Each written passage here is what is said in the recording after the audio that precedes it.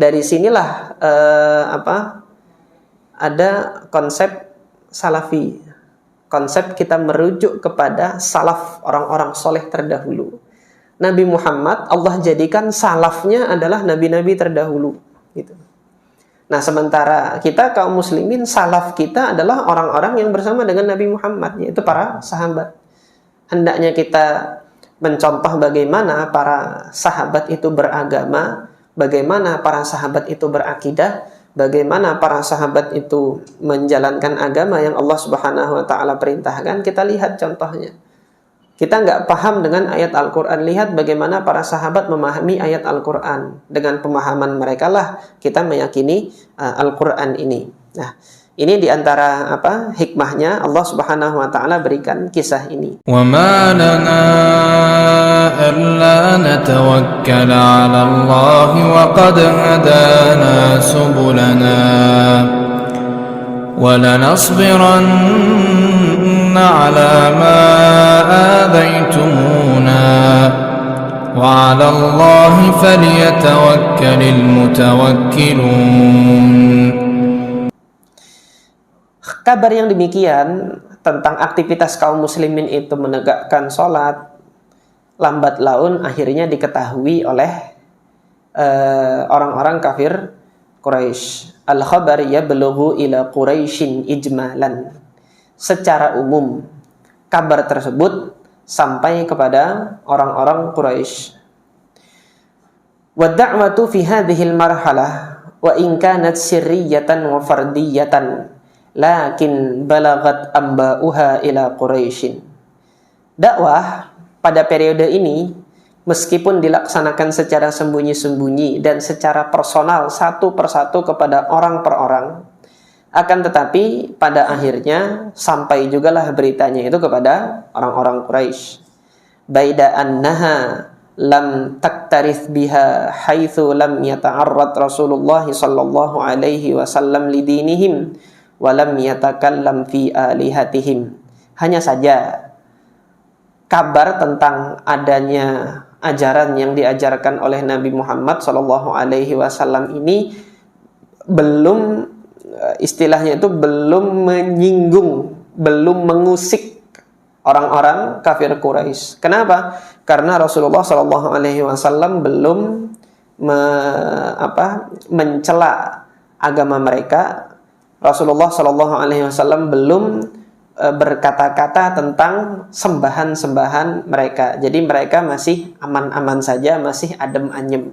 Silahkan saja lakukan, asal jangan nyinggung-nyinggung kita. Marrat thalathu sinin, yang demikian ini berlangsung selama kurang lebih 3 tahun. Wa da'watu lam tazal sirriyatan wa fardiyatan. Dakwah yang demikian terus disampaikan oleh Nabi Shallallahu Alaihi Wasallam secara sembunyi-sembunyi dan secara personal. Wa khilal hadhil fatrah, dalam masa yang ini, marhalah yang ini, takawwanat jama'atun minal mu'minin taqumu 'alal ukhuwati wat ta'awun. Terbentuklah suatu komunitas yang terdiri atas orang-orang yang beriman. Takawwanat jama'atun minal mu'minin. Terbentuk suatu komunitas orang-orang beriman yang mana mereka seluruhnya terikat satu sama lain dalam ikatan ukhuwah dan dalam ikatan ta'awun, saling bahu-membahu kerjasama. Wa tablighir risalah wa tamkiniha min maqamiha, yang mana mereka satu sama lain saling bahu-membahu untuk menyampaikan risalah kenabian ini dan menguatkan risalah kenabian ini di tempat risalah ini ditegakkan.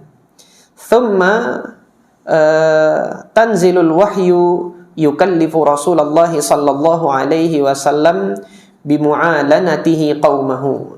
Nah, setelah 3 tahun ini barulah Allah Subhanahu wa taala menurunkan wahyu yang menugaskan Nabi Muhammad sallallahu alaihi wasallam untuk menyampaikan risalah ini secara terang-terangan. Kenapa? Karena kemarin kita sudah membahas kebenaran itu harus disampaikan. Kebenaran itu tidak boleh selamanya disembunyikan. Nah, Rasulullah diperintahkan untuk berterus terang, wa mujabahati batilahum, kebatilan mereka itu harus dihadapi, harus ditentang. Wa muhajamah asnamihim, berhala-berhala mereka itu harus diserang. Jadi terang-terangan sudah untuk membatalkan sesembahan kaum kafir Quraisy itu setelah 3 tahun. Maka setelah tahun ini berakhirlah periode dakwah sirriyah, dan kemudian fase dakwah Nabi Muhammad SAW itu memasuki fase yang baru, yaitu fase dakwah terang-terangan.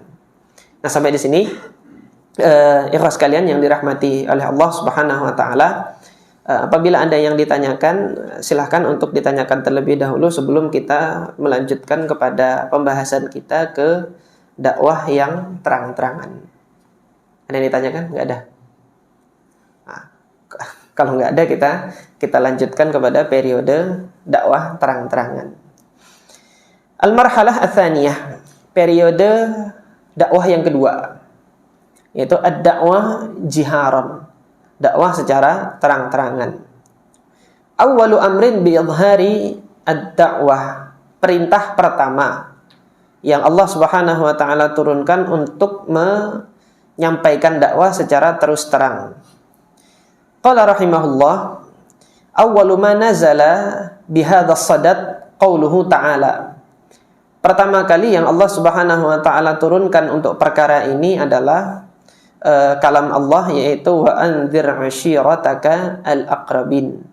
Jadi dakwah terang-terangan ini mulai dulu kepada kerabat dekatnya Nabi SAW. Jadi dimulai dari kerabat dekat. Waqad warada siyaqun dzakarat fihi awalan qissata Musa alaihi salatu wassalam min bidayati nubuwwatihi ila hijratihi ma'a bani Israil wa najatihim min fir'auna wa qaumihi wa ighraq ali fir'aun ma'ahu, wa qad ishtamalat hadhihi al-qissah ala jami'il marahil allati marra biha Musa alaihi salam khilala da'wati fir'aun wa qaumihi ila Allah. Ini hikmah yang Allah Subhanahu wa taala jadikan di setiap perintah-perintah yang Allah turunkan.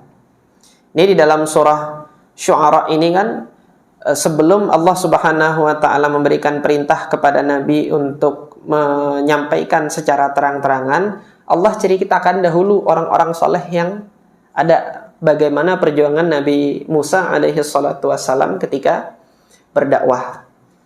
Fir'aun itu begitu besarnya kekuasaannya dia, begitu besarnya kekuatan pasukan yang dimiliki oleh Fir'aun. Kalau dipikirkan secara logika, kok sulit sekali menghadapi kekuatan besar tersebut untuk mendakwahkan tauhid di tengah-tengah dominasi kekuasaan orang ini.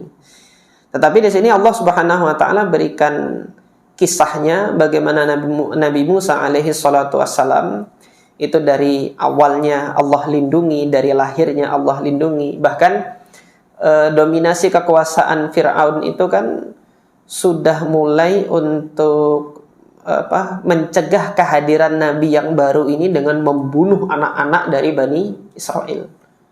Tetapi yang demikian kita lihat bagaimana Allah Subhanahu wa taala kehendaknya itu nggak bisa dilawan dengan kekuasaan apapun.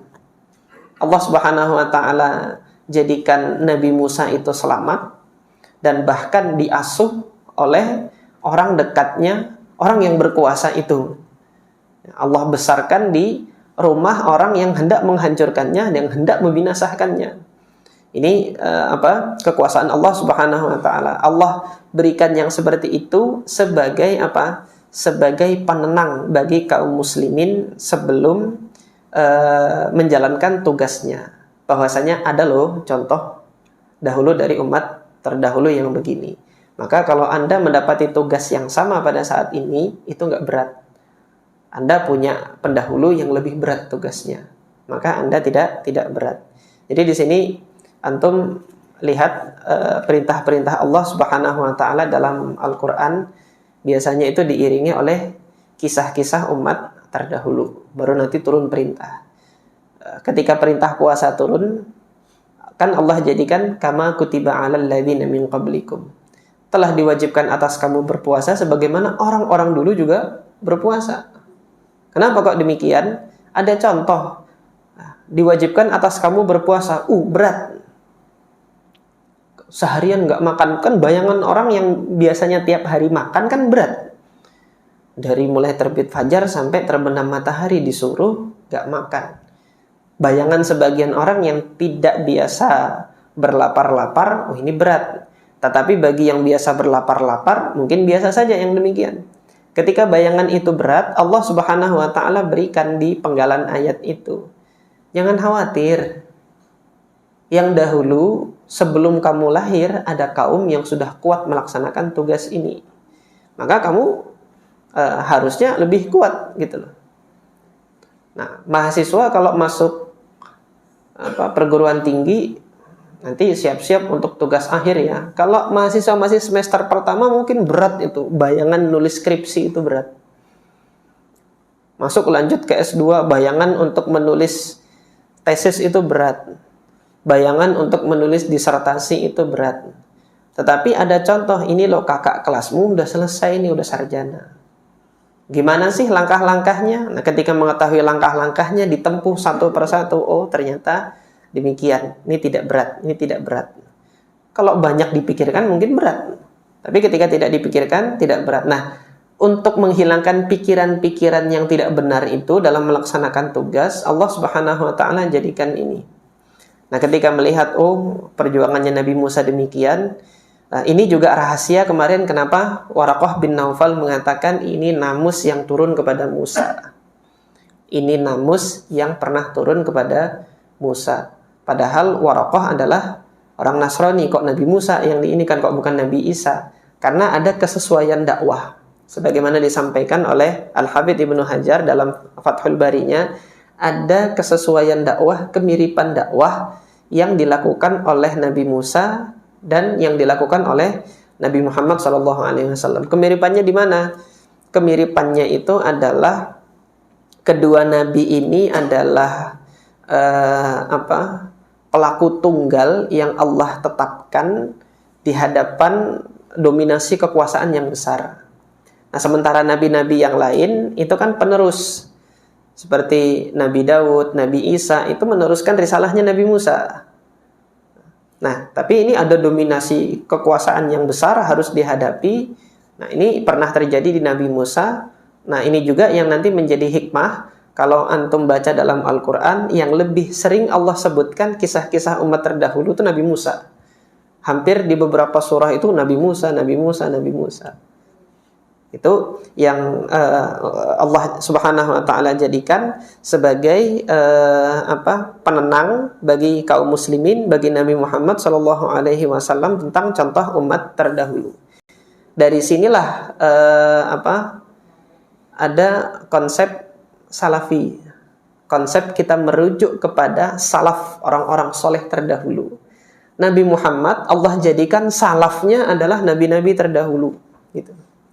Nah, sementara kita kaum muslimin, salaf kita adalah orang-orang yang bersama dengan Nabi Muhammad, yaitu para sahabat. Hendaknya kita mencontoh bagaimana para sahabat itu beragama, bagaimana para sahabat itu berakidah, bagaimana para sahabat itu menjalankan agama yang Allah Subhanahu wa Ta'ala perintahkan. Kita lihat contohnya. Kita nggak paham dengan ayat Al-Quran, lihat bagaimana para sahabat memahami ayat Al-Quran. Dengan pemahaman mereka lah kita meyakini Al-Quran ini. Nah, ini diantara hikmahnya Allah Subhanahu wa Ta'ala berikan kisah